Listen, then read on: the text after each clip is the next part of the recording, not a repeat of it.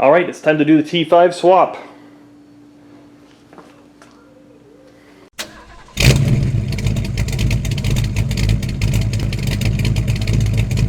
Hey guys, and welcome to Riggs Garage. This is a manual transmission T5 swap video for my 1970 Mustang Fastback. It's kind of a dream car of mine, and I definitely want to have a manual transmission in there. One way or the other, the C4 automatic transmission has to come out because I did mess up in a previous video. I'll put a link above to that video so you can see what happened there.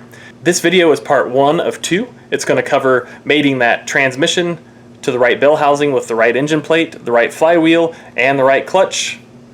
All the pieces that put that together and get the engine into the car. Part 2 is going to cover hooking up a cable clutch conversion, so you have that cable clutch and the right shifter and all the nuances of swapping a newer transmission into a vintage Mustang. If you like this content, hit that like button, help me with the YouTube algorithm, and subscribe to the Riggs Garage channel. Thank you.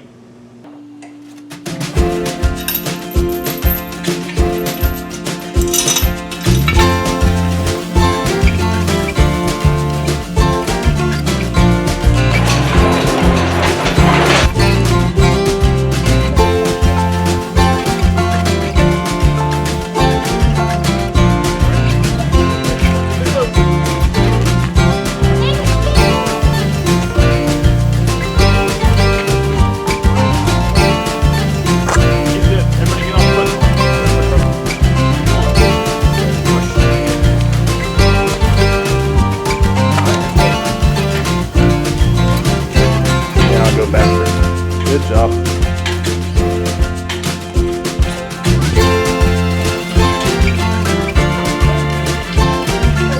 Should be good.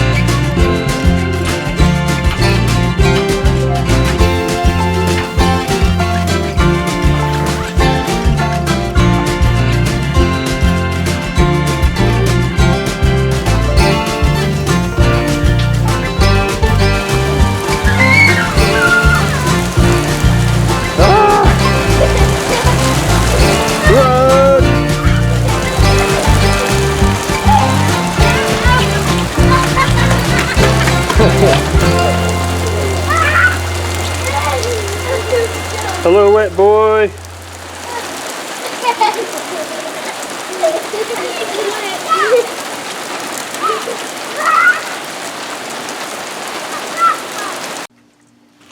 Out with the old C4 transmission.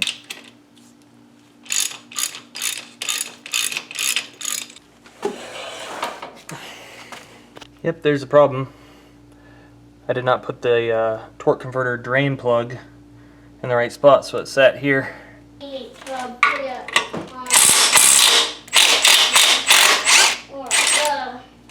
My factory 289 C4 bolts are just a little short. I would only catch a few threads there. Looks like they all need to be the same length, all 5 bolts. So I'm going to go to the hardware store and grab some that stick out a lot more. So I'm going to install my pilot bearing. This is a roller pilot bearing out of a Mustang GT. I believe I said 86 Mustang GT or something when I went to the parts store. So this is going into my 289 crank. I put it into the freezer so that it would naturally contract. Some would say shrinkage.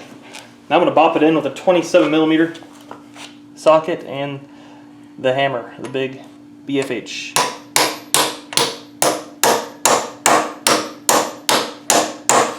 Now I'm going to put on my block plate. This is going to space the T5 transmission out where it should be.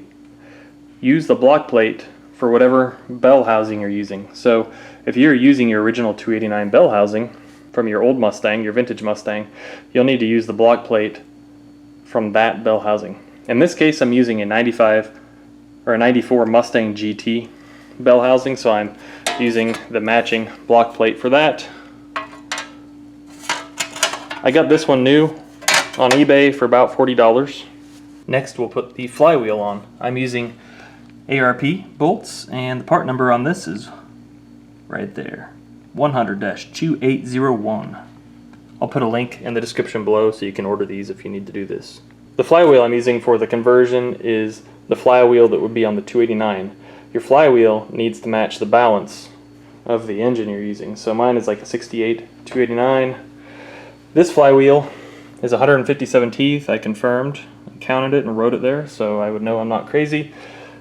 157 teeth and a 28 ounce imbalance. You can see the weight on the back there. I counted the teeth on my flex plate for my automatic C4, and it is also 157 teeth. So I know that my teeth are correct, and most likely my starter engagement is going to work out well. I put a dab of blue Loctite on each of the flywheel bolts.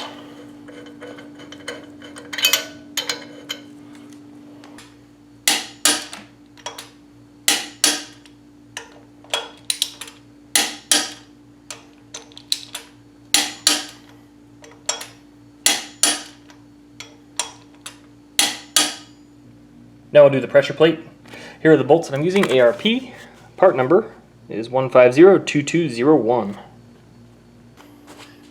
Use the clutch that fits your flywheel, and of course the flywheel fits your engine. This clutch is a 10-inch Mustang clutch. At O'Reilly or somewhere you would just say, hey, I need a clutch for my 68 Mustang. This would be the one. This is a diaphragm style clutch as opposed to the 4-fingered old school style clutch that would have came on a 68 Mustang. I'm also throwing on a new clutch fork and throwout bearing from the same 1994 Mustang GT. This socket here in the clutch fork was really worn on the other one, and you can see the clutch pivot ball has a huge ridge worn into it, so I'm going to put this new one in. Now's the time to do it. Now before I put the bell housing on, I'm going to make sure that this plate's not contacting my new flywheel anywhere. There's no touching.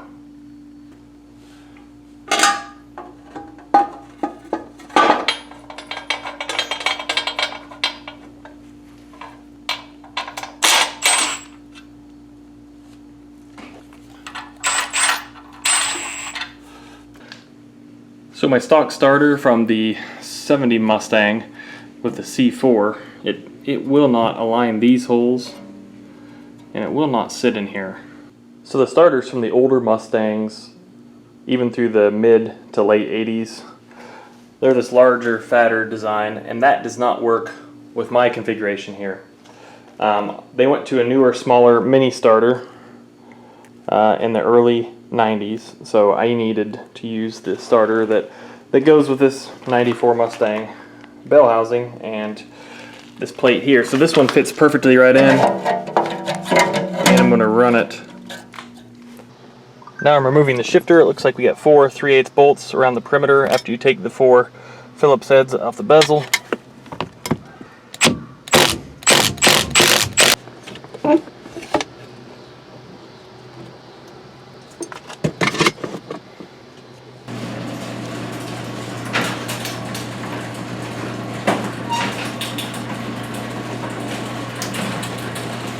Here is the T5 swap mount that I bought.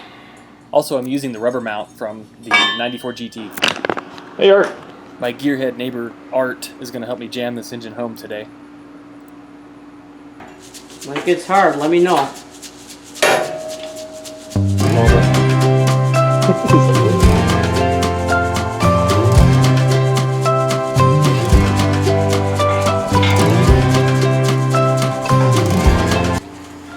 Isn't it? Yep. I don't mind. Make your forearms sore. One thing you do get older, you got patience too. When you get older, you learn that patience is the way to do things. Yeah, I'm slowly learning this. It takes a while. My son took him a long time. Yeah. Sweet. Chain has got slack on it. I appreciate your help. So I'm going to take this thing off of here. Okay. Yeah, there's nothing. There's no slack. There's no tension or nothing.